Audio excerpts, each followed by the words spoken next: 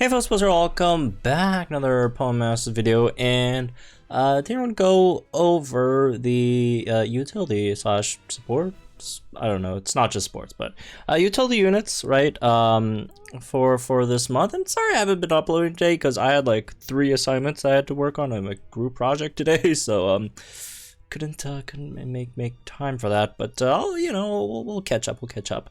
So yeah, shoutouts to Joe and Runner on the on our Discord servers for helping me change up these. Although honestly, this didn't change up too much. I mean, we only had like 1 new utility unit added, right? This month basically.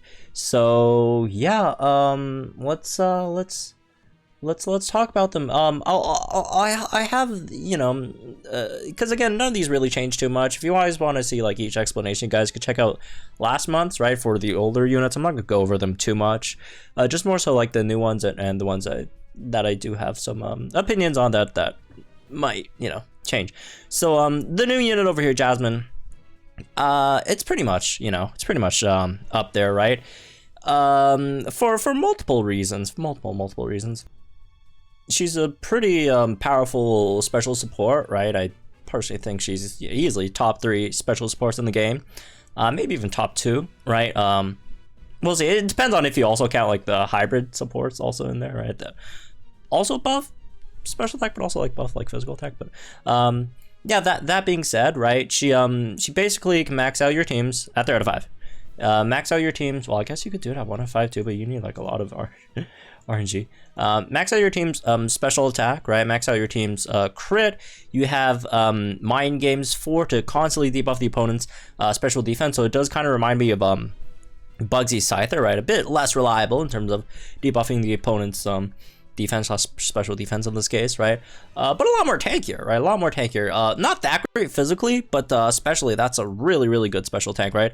On top of the chance to max out your whole team's special defense, right? Pretty reliably, right? And on top of that, you have extra Janal for your team in terms, of healing, and also underrated point with like MGR 9 on Absorb, and if you could get like a Mind Games trigger, and if you have like X Reach on on, right? Even though your speed is pretty bad, but I mean the animation is long enough so you could like get some extra gauges in, right? Always, one of my favorite underrated aspects of some units in this game, right? For example, Berg, right? Berg has one of the longest animations in the game with the metronome. It's a 1 engage move. It does that finger wagging thing, picks a move, then you go through like another move animation. So it's like 1 move with like 2 move animations, right? And then a lot of those moves also have like secondary effects if they activate those. The animation time is longer, so you have more time to regen gauges. It's not like the biggest deal in the world, but it's a nice, small aspect to its kit as well, right? And yeah, also you could use her in Villa for entry crit buff, which is very nice, right? Especially if you're running with someone that has crit focus, so you could easily max out a crit on damage dealer and in Villa as well. On top of that, you got stuff like Team Triage tank, Vigilance obviously for tanking. Again, you got stuff like MGR 9 and Catalyst for speed and gauges, all that stuff. Just overall really great all around special support, right? It's just that again, it might take you a while to start getting the debuffs going, because you need to use double X regional steal yourselves to actually, is it double? But anyways, to max out your first time and like start absorbing is like 50%. So this will take a while, right? This will take a while, but yeah, you can also Sand Shelter Runner and like sand teams. Oh, you do need ramp up, right? Her grid is again, stuff is pretty spread out, but generally you don't have too much issue picking up most of the things that you want. Again, it really just depends on your team comp, right? So yeah, she's very good, definitely.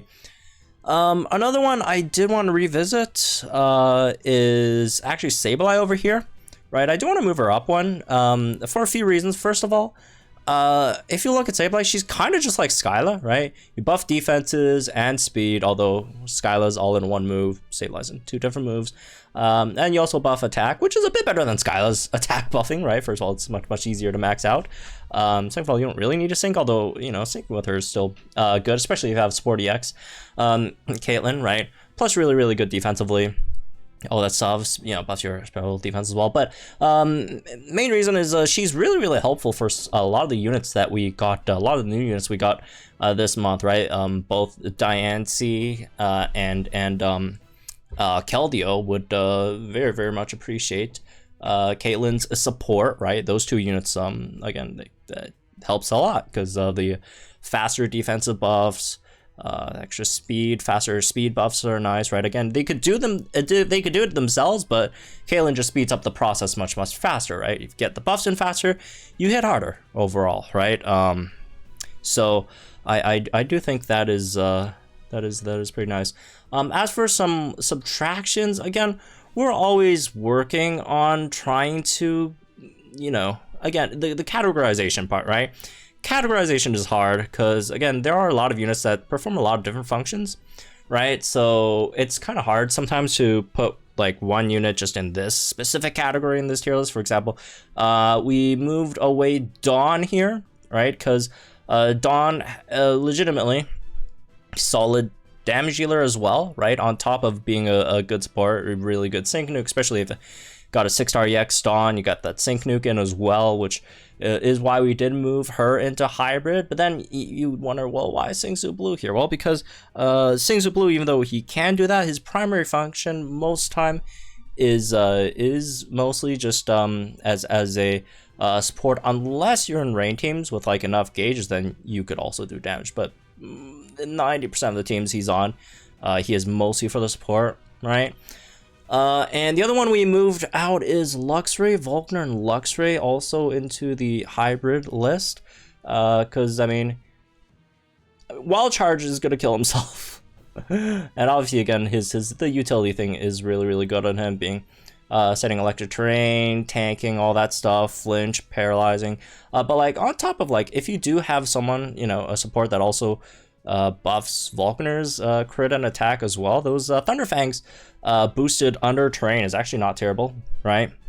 Definitely not terrible. And obviously you have that sync nuke as well if you ever need it, although most time you don't really use it because a lot of the electric type damage dealers that you are supporting also have like sync nukes, whether it's Elisa, Zekrom, even Hau, right? Really solid sync nukes. But anyways, yeah, that's for this one. I guess hope y'all enjoyed. Guys, think in the comments down below. Like, share this video, subscribe to the channel for some more Pokemon Masters content. Again, if you do want to look at any of the explanations that we did, just check out like last month's, right? Again, not too much changed. If next month, you know, a lot of things change, then we'll move them around. Which, you know, if the Master Mode point unlock thing does drop, I would, you know, hopefully we could see some a bit of a shake up on these tier lists, especially utilities, right? Because that's those are the main, I'd say these are the main category of units that get affected by meta changes, in my opinion, right? So, anyways, yeah, have fun, folks, and I'll see you guys in the next one then.